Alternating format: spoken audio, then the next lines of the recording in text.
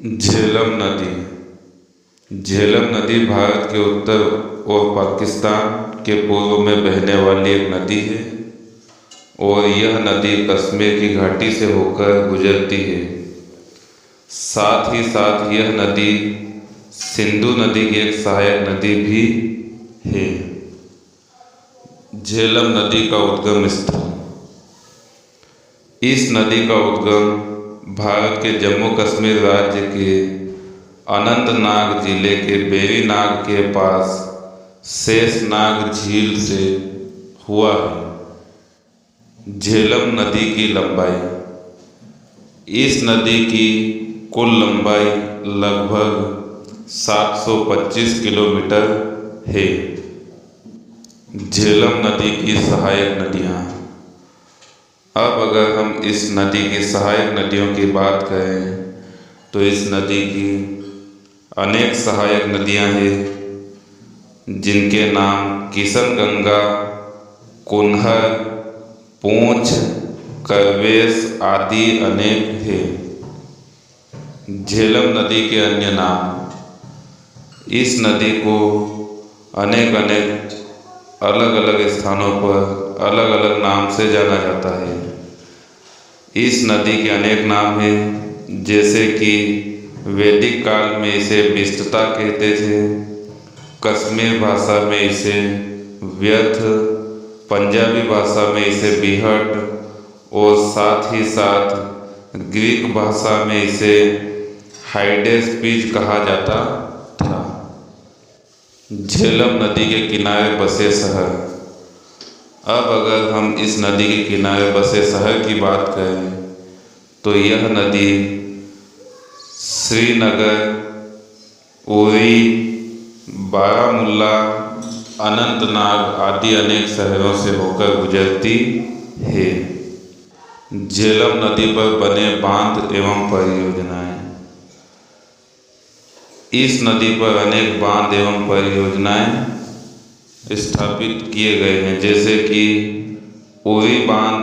यह बांध भारत के जम्मू कश्मीर के बारामूला में स्थित है। किशनगंगा जल विद्युत संयंत्र।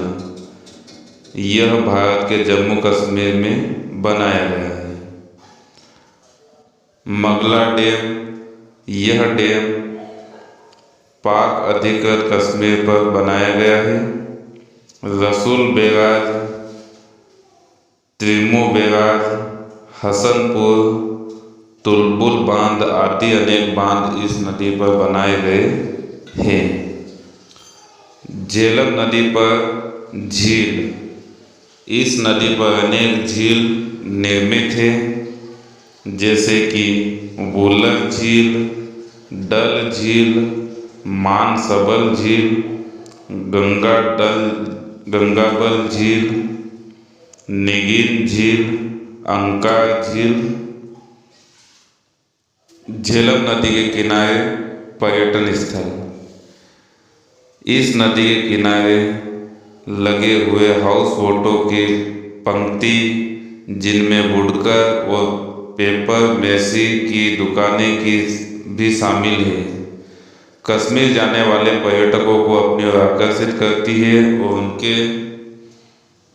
वक्ष स्थल पर मस्ताचल में तैरते हुए हंसों की कतार के समान शिकारों की पंक्तियां भी पर्यटकों को अपनी तरफ आकर्षित करती है। झेलम नदी की विशेषता। इस नदी के द्वारा ही कश्मीर की घाटी का निर्माण हुआ है और यह नदी पंजाब क्षेत्र की 5 नदियों में सबसे पश्चिमी नदी है। झेलम नदी का इतिहास। नीलमत पुराण के अनुसार एक बार ऋषि कश्यप ने माता पार्वती से अनुरोध किया था कि वे वहां पर रहने वाले राक्षसों से छुटकारा पाने के लिए और पृथ्वी की शुद्धिकरण करने के लिए कश्मीर में आए। तब भगवान शिव ने नीलावेरी नाग बसंत के निवास स्थान के पास में अपने त्रिशूल से प्रहार किया और फिर माता पार्वती नदी के रूप में धरती पर आई। भगवान त्रिशूल से प्रहार करने पर त्रिशूल की एक वितासी धरती में चली गई, तब भगवान शिव ने इस नदी को विस्तृता नाम दिया था। झेलम नदी का मुहाना। यह नदी पाकिस्तान के झांग जिले में त्रिमो नामक जगह के पास चिनाब नदी में समाहित हो जाती है और फिर आगे चलकर चिनाब नदी सिंधु नदी में मिलती है और फिर अंत में सिंधु नदी भी अरब सागर में समाहित हो जाती है। धन्यवाद।